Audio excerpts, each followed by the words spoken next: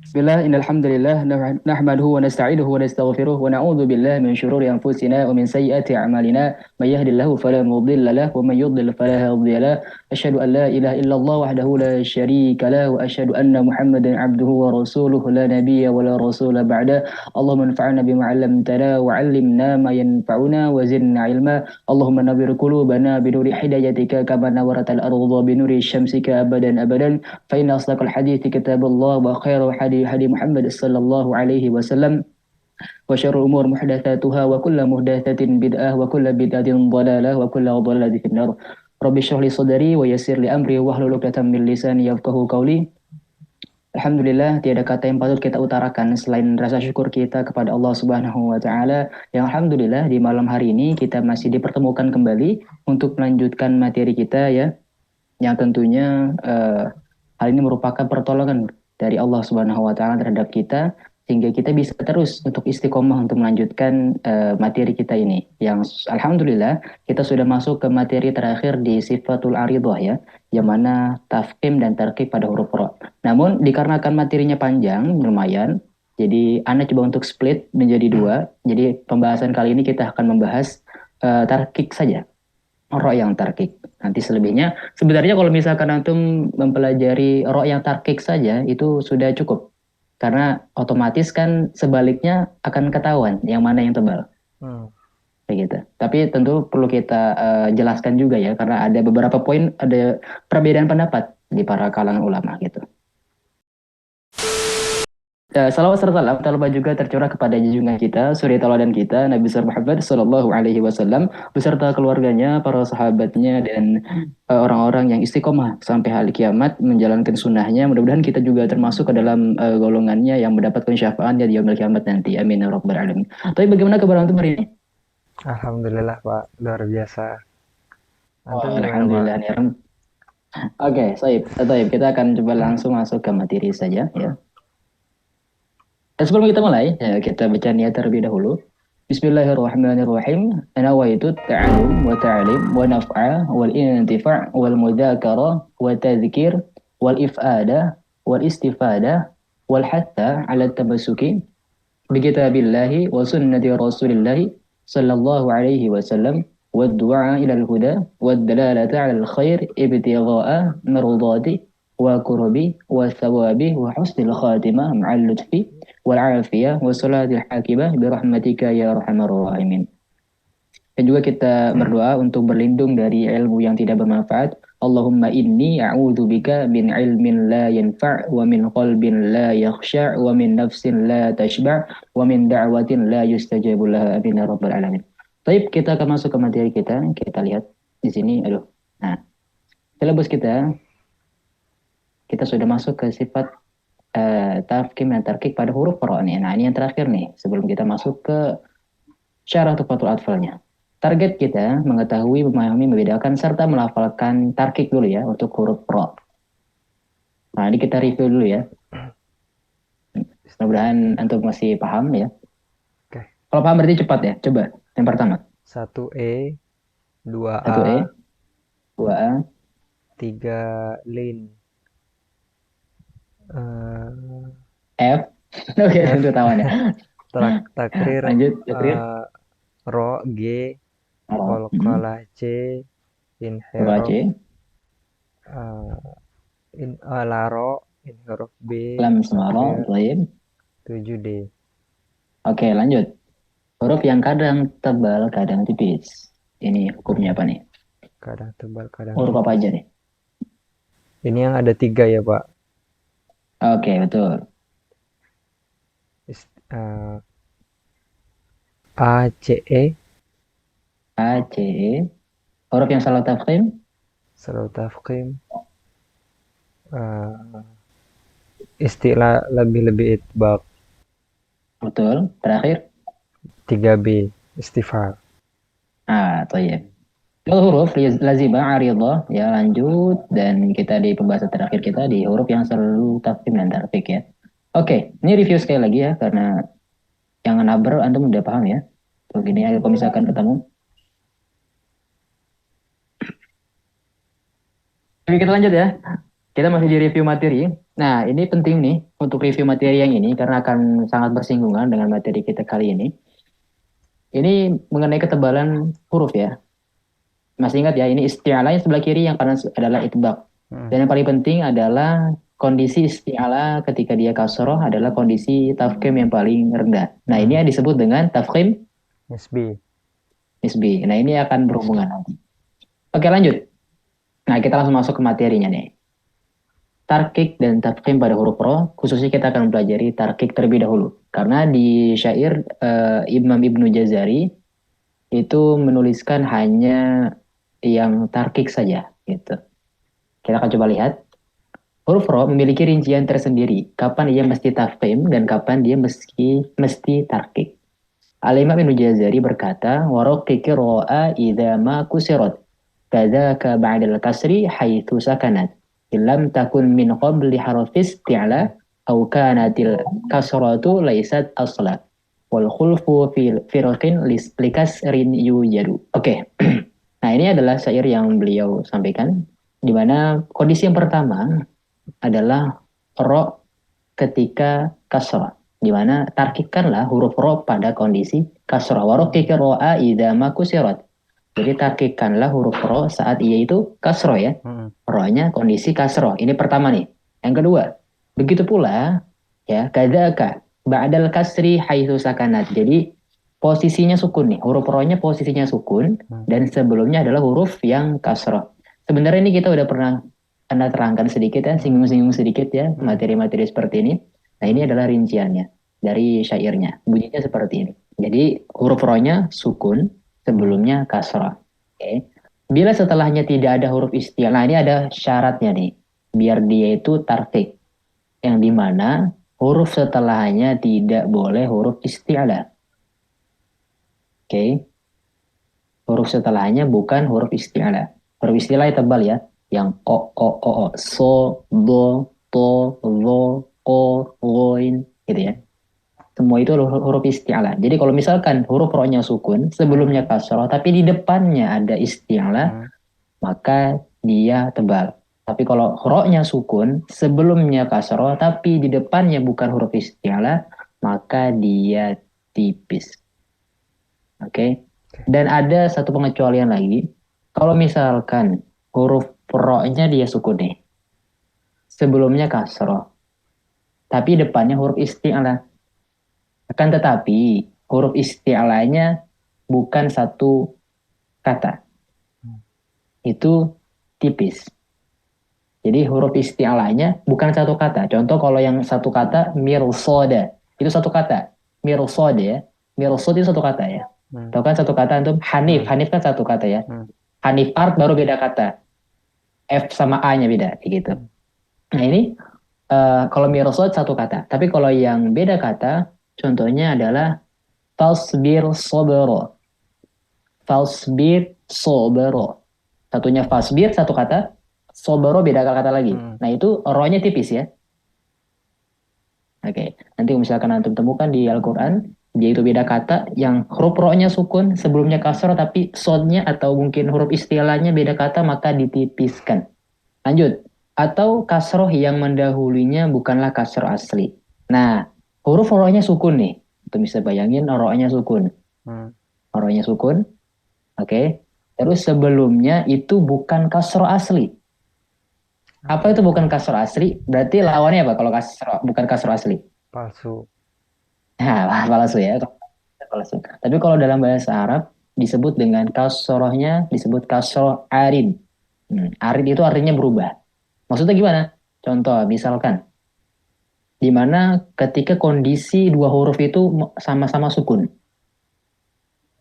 Nah, Anda coba gambarkan di sini ya, karena mungkin kalau ditulis ini eh, agak jelek tulisannya di sini. Kita coba ya.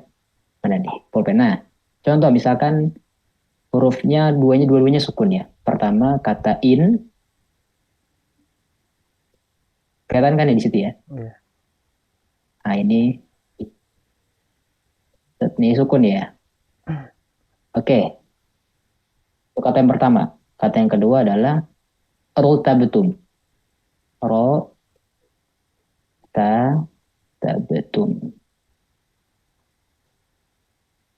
Oke, agak susah ya kalau pakai ini. Taknya aduh titikin. Nah, tabetum. Ini batiknya satu. Tabetum titik lagi. Oke, ini rohnya sukun ya. Tabetum. Oke. Nah, ini satu kata, ini beda kata ya. Nah, ini ketika ini dua-duanya sukun nih. Ro sama nunnya sukun nih. Nunnya sama rohnya sukun. Nah, bagaimana kasroh aslinya? Jadi gini, ini adalah hikmahnya atau mungkin secara makna ya. Ini bisa kita coba ambil ke dalam diri kita nih sebagai manusia. Dimana ketika ada dua orang yang dia itu saling diem-dieman gitu ya. Sukun kan artinya diem ya. Hmm. Orang diem-dieman nih. Kalau diem-dieman kan ini ya apa namanya harus ada yang gerak dong. Masa Hmm. dua-duanya diem gimana mau ini ya kerap Hmm. atau yang sebagainya ya mau bersuara gitu. Maka harus ada yang bergerak, harus ada yang mulai duluan gitu. Hmm. Nah, oleh karena itu kalau di sini misalkan dua-duanya diam, maka harus ada yang memulai. Bagaimana cara mulainya? Atau mungkin mencairkan suasana, yaitu dengan tersenyum. Atau mungkin eh, kalau di sini disebut dengan kasroh. Kasroh itu kan identik dengan tersenyum. Hmm. Nah, gitu. Jadi, kita taruh kasroh di huruf nunnya. Nah, jadi dibacanya gimana? Ini roh. Ya, ini tabtum. Betul. Ini tabtum. Nah, kasroh ini disebut dengan kasroh arid. Jadi sebelumnya dia sukun, berubah menjadi kasroh. Abad, jadi berubah dia. Abad, afwan. Tadi arid, jadi berubah dia. Tadinya sukun, berubah menjadi kasroh. Hmm. Nah, ini disebut kasrohnya bukan kasroh asli dia. Tadi kan awalnya bukan kasroh kan? Awalnya apa? Sukun. Sukun. Nah, gitu dia. Jadi ini kasrohnya bukan kasroh asli, maka dari itu huruf ro-nya jadi tebal. Ini rotabetum, bukan ini ritabetum, bukan. Tapi ini rotabetum kayak gitu. Jadi di sini pengecualiannya adalah kasrohnya itu bukan kasroh asli. Jadi yang syarat agar ro-nya tipis adalah ro-nya sukun sebelumnya kasrohnya asli. Hmm. Contoh Fir'aun, Fir'aun, Fir'aun kan fa-nya, fi-nya itu Hmm. kasroh asli itu ya. Fi, itu udah dari sononya fi. Hmm. Jadi masuk koronya Fir'aun tipis, Fir'aun gitu. Oke, berarti ngerti ya. Yang penting bukan kasroh asli. Lalu Ini berikutnya contoh contoh lagi. Ya, untuk bukan kasroh asli itu bagaimana cara mengetahuinya bahwa itu kasroh asli atau bukan? Nah, kalau di mushaf kita kan biasanya itu disamakan semua tuh, atau udah ditulis cara bacanya gitu ya. iya. Ya, itu dia. Bagaimana cara mengetahuinya? Pertama, ada hamzah wasol. Biasanya di sebelum huruf ro-nya. Apa itu hamzah wasol? Apalagi nih hamzah wasol. Biasanya kalau di mushaf di kita itu biasanya ya kalau di mushaf Indonesia emang ini ya semua alif hamzah itu sama semua tuh. Hamzah wasol juga sama semua tuh. Bentuknya Hmm. alif alif juga tuh. Nah, maka dari itu penting untuk menggunakan mushaf dari apa namanya mushaf Utsmani ya. Di mana hamzahnya itu biasanya di atasnya itu ada tanda sila. Sila itu kepala shad nih. Kayak gini. Nah, bukan domah ya, tapi kepala shad. Biasanya kayak gitu. Di atas hamzanya ada kepala shad. Ada Itu ininya disebut Pak. hamzah wasol. Ada perutnya gini nggak mangkoknya Jadi belakang? nggak ada. Jadi nggak ada gini doang. Kayak kepala shad. Oh, kepalanya doang. Iya, kepalanya doang. Kalau shad kan begini ya. Iya. Tuh. Nah, gitu. Cuman ini doang. Untuk melambangkan itu tanda sila. Maksudnya hamzah wasol gitu ya. Apa itu hamzah wasol? Hamzah wasol. Yang kemarin itu ya kita bahas di musola waktu itu. Kalau misalkan dilanjut hamzanya hilang. Kalau dilanjut Contoh, harganya hilang. ya Oh, hamzanya hilang. yang terakhir Yang itu ya kira-kira ada. alhamdulillahi rabbil alamin ar-rahman. Bukan ar-rahman tapi nar-rahman. Jadi Hmm. hamzanya hilang. Nah itu hamzah wasol tuh di depan sebelum huruf lamnya itu. Ar-rahman. Ya, ar-rahman contoh gini kan ar-rahman. Nah, titiknya gini pokoknya. Nah ini di sini ini hamzah wasol di sini. Nah Hmm. Ar-Rahman. Jadi kalau misalkan dibaca di awal kata maka dia Ar-Rahman. Tapi kalau misalkan dilanjut dari ayat sebelumnya kan Alhamdulillahirabbil alamin Ar-Rahman. Langsung ke huruf ro-nya gitu. Nah, huruf hamzanya hilang. Itu disebut dengan hamzah wasl. Hmm. Jadi kalau misalkan bagaimana cara kita tahu bahwa itu kasrah asli atau bukan? Tandanya adalah hamzah wasl sebelum huruf ro-nya. Kayak gitu. Jadi kalau misalkan antum contoh misalkan kalimat atau kata irji'i. Irji'i itu hamzanya itu ya, hamzah wasl. Irji'i. Pokoknya gitu ya. Ini kas hamzanya hamzah wasl. Jadi kalau misalkan antum baca di awal dia jadi kasroh. Irji'i tapi dia kasrohnya kasroh arid. Jadi tebal ya. Jadi bukan irji'i tapi irji'i ila rabbiki gitu. Paham kan ya? Paham, Atau cuman bingung nih? agak sulit Paham nanti ya? buat Oke, prakteknya, mungkin Pak. nanti kita akan lihat. Kita lihat apakah ada contohnya di sini. Anak lupa ya. Apakah naruh contoh ya. Jadi kita lihat. Oke, kita itu dulu. Yang lanjut dulu. Dan para ulama berbeda pendapat pada kata firqin. Nah, kalau kata firqin itu ada beda pendapat. Nih, kita lihat di sini ada contohnya mungkin ya. Dalam syair yang ditulis oleh Al-Imam Ibnu Jazari, beliau menyebutkan beberapa kondisi di mana kita mesti mentarkikkan huruf ro. Jadi ada beberapa kondisi nih. Hmm. Namun beliau tidak menyebutkan, tadi yang seperti Anda bilang, beliau tidak menyebutkan di dalam syairnya kapan ro itu harus tafkhim. Sehingga ini menandakan maksudnya adalah seolah-olah beliau ingin mengatakan bahwa tarkikanlah huruf ro pada kondisi berikut ini. Nah, adapun sisanya maka itu ditebal gitu ya. Jadi di dalam syair beliau kan beliau hanya menjabarkan yang tarkik saja. Seakan-akan beliau ingin mengatakan bahwa ini nih, tarkikanlah huruf ro pada kondisi ini saja nih. Selebihnya tebalkan. Gitu. Oke, jadi kalau antum udah paham yang ini, insya Allah pasti ya antum tahu yang mana yang tebal gitu ya. Secara otomatis. Oke, kita lihat di sini. Nah, ini kondisinya yang pertama nih ya. Kondisi tadi apa? Kasrah. Contoh, rijal. Oke, kondisinya kasrah. Ini. Oke, pen. Nah, kondisinya kasrah. Oke, ini paham ya, gampang ya. Kedua, ro-nya sukun nih. Ro-nya sukun. Sebelumnya kasrah tadi ya. Kasrah asli, ingat. Kasrah asli. Dan huruf setelahnya bukan isti'la. Contoh, Fir'aun tadi ya. Ro-nya sukun, sebelumnya kasrah, depannya bukan huruf isti'la. Ini tipis, Fir'aun. Oke. Yang ketiga, ro-nya sukun. Sebelumnya huruf sukun. Nah, sebelumnya huruf kasrah. Nah, ini adalah diambil dari kias atau analogi dari kondisi yang kedua ini nih. Jadi kalau di syairnya kan cuman ada ini. Dikatakan bahwa huruf ro-nya sukun sebelumnya kasrah. Gitu doang. Di syairnya gitu doang. Jadi nggak ada sebelumnya sukun lagi, sebelumnya kasrah baru. Nggak ada. Jadi ini yang ketiga ini, poin yang ketiga, ini cuman kias. Atau mengambil makna dari yang kedua.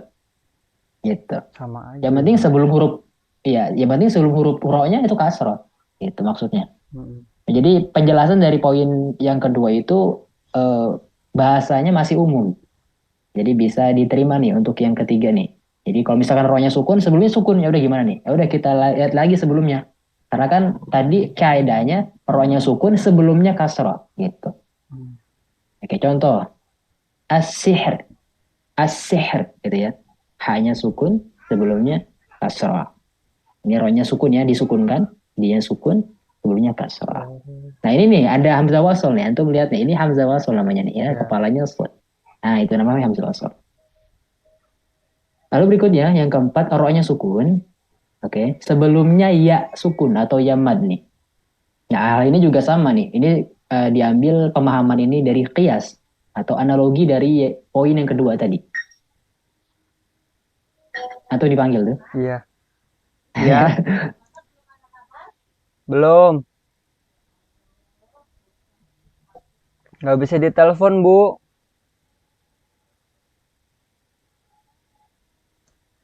Udah, Pak. Oke, siap.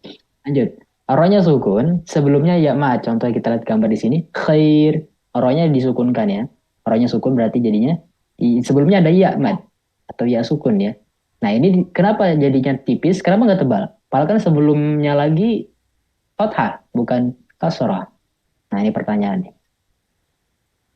Rohnya sukun, Mm-mm. sebelumnya sukun. Tapi kok sebelumnya fathah, tapi kok dia dibacanya jadi tipis? Terus Kenapa khusus untuk dia jadinya tarkik? Ini pertanyaan. apa ya? Khair. Kalau coba untuk baca deh. Kalau dibaca pasti paham. Khair, Khair, khair. karena ada hukum apa ya yang melenceng itu Pak di huruf ya-nya Ya, itu. itu lembut namanya Pak. Khair, kalau ya sukun sebelumnya fathah lembut namanya lin. Iya, Lim. Nah, oke. Tapi ini maksudnya adalah dia kias nih. Ini kata kuncinya dia kias nih. Kenapa kias? Karena ya sukun itu suaranya sama seperti kasroh. Iya. Meskipun di depannya ini fathah. Coba antum khair. Pas terakhir kan ir gitu kan. Mm-mm. Bukan khor kayak gitu kan. Iya. Dia khair gitu. Jadi suaranya pas di akhir sebelum roknya dia suaranya kasroh. Sehingga tipis. Gitu. Contoh lagi. Mm. Qadir. Nah kalau ini sebelumnya karena kasroh ya gampang. Tapi kita fokus ke iya-nya. Gitu.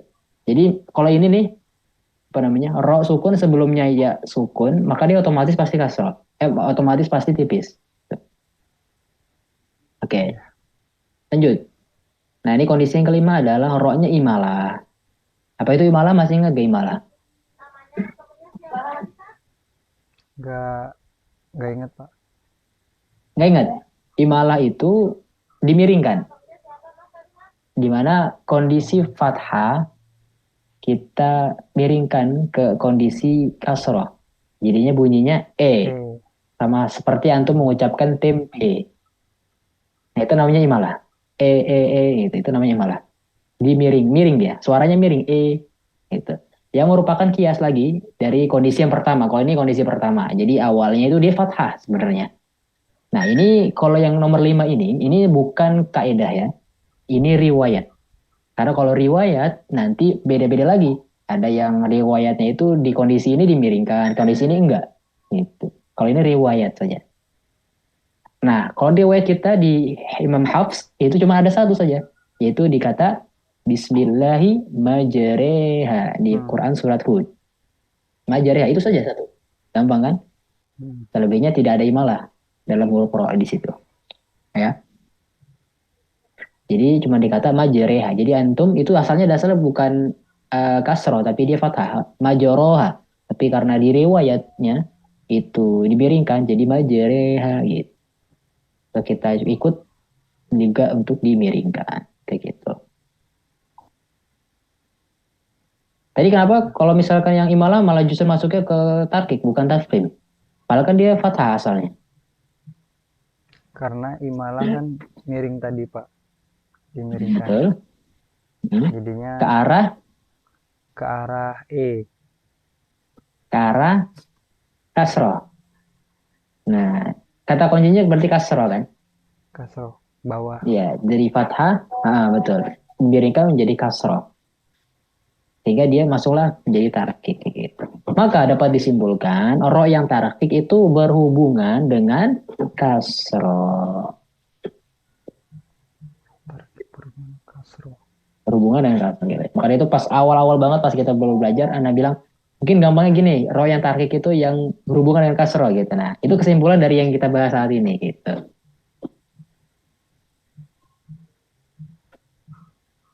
Atau lupa bagaimana? Kalau tarkib berhubungan kasroh. Ya, Hmm. berhubungan dengan kasroh. Oke, nangkep. Berhubungan dengan kasroh. Tetap ya. Tapi Oke. karena di sini contohnya tadi roh imalah, jadinya kan harus menganggap ini sebagai kasroh dulu ya Pak, baru. Roh imala itu maksudnya kondisinya fathah kan asalnya fathah. Ya. Imala itu kan dimiringkan ke arah kasroh. Hmm. Gitu. Jadi kan ke arah kasroh. Maka jadi masuklah dia tarkik. Oke. Oke. Nah, kelima poin ini tadi ya, maka Anda sebutkan tadi kelima poin ini kan berarti menunjukkan bahwa tarkik pada huruf ro itu berhubungan dengan kasroh. Maka mafhum mukhalafahnya atau hukum terbalikannya adalah yang bukan kasroh dia tebal. Fathah, dhamma, gitu. Hmm. Itu yang akan kita bahas di pertemuan berikutnya. Oke, Oke. selesai materi kita. Oh, Nah, sekarang kita coba untuk latihan nih. Anda pengen coba cek nih ya, pemahaman antum dari kelima poin tadi. Apakah rohnya tebal atau tipis? Kita coba cek. Oke, nggak disuruh baca, cuman dicek aja. Ini rohnya tebal atau tipis. Contoh, yang ini rohnya tebal atau tipis? sebentar Pak. Kehalang gambar. Oh, Oh, oke. Roknya tebal atau rohnya tipis? ini roh ya. Ah, Atau roba tipis. tebal, Tipis. Tuh, tebal. tebal. Kenapa tebal? Karena yang pertama dia kan fathah, Betul. terus juga nggak ada disukunkan. Oke, Sebelumnya betul. juga fathah gitu. Oke, ya. Tingkatnya karena rohnya fathah udah itu aja, cukup. Oke. Ya, sip. Coba lanjut. Yang ini.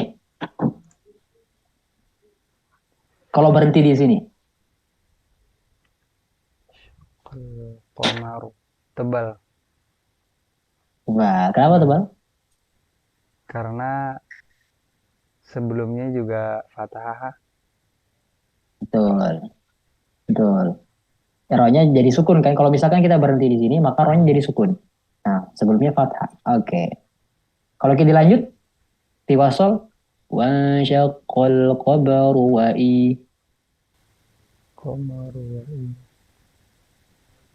emang bisa ya Pak? Kan nggak ada yang fathah panjang itu. Bisa dong. Kalau mau lanjut, antum bisa. Kayak gitu. Al-qamaru wa'i. Gitu, langsung aja. Kalau dilanjut pun tetap tebal. Betul. Karena apa? Karena rohnya hmm, kondisinya jadi doma. Komaru Oke, wa'i mungkin karena tebal-tebal kita belum bahas, kita coba masuk yang tipis-tipis dulu deh. Ini coba. Kalau berhenti di situ, mustaqir. Kalau berhenti mustamir. pasti mustamir. Hmm, Pasti tipis Pak. tipis kalau berhenti ya. Hmm. Oke. Kenapa? Karena sebelumnya kasroh dan rohnya kan jadi sukun. Betul. Kalau di wasol, Di wasol hmm, itu gimana bacanya Pak? jadi kalau di wasol bacanya ketahuan dong. Bacanya pasti. Itu ada ini dua ya. Gak familiar kenapa? Jadinya itu domatain ya. Jadi domatain. Jadi kalau misalkan domatain, ini nanti kita akan bahas ini tanwin berarti ya. Hmm. Domatain bertemu dengan waw, maka hukumnya idgham. Ru gitu nanti. Jadi kalau misalkan digabung, sihrun mustamillu wa kadza gitu ya. Hmm, Maka tebal atau tipis kalau dilanjut. tebal. Nah, tebal karena doma. Oke, sekarang ini. Kalau berhenti di sini, Sihr tebal tipis. tipis. Tipis. Kenapa? Karena rohnya kan jadi sukun. Terus huruf Betul. sebelumnya huruf tarkik. Hmm? Eh, apa? Huruf sebelumnya. Huruf Oh, sebelumnya sebelumnya kan sukun kondisi juga. nice. Dan sebelumnya lagi kasroh. Nah, itu dia. Maka jadi tipis. Sihir. Gitu. Kalau dilanjut, diwasol. Sihrum Ah, itu bacanya tebal. tuh. Jadi tebal. Betul. Kenapa? Karena Karena rohnya jadi domah. betul. Oke, Disatukan. lanjut yang ini. Betul, betul. Yang ini, kalau berhenti di sini. Nukur. Ukur. Hmm. Tebal tipis? Tebal. Tebal. Kenapa? Karena sebelumnya domah. Hmm.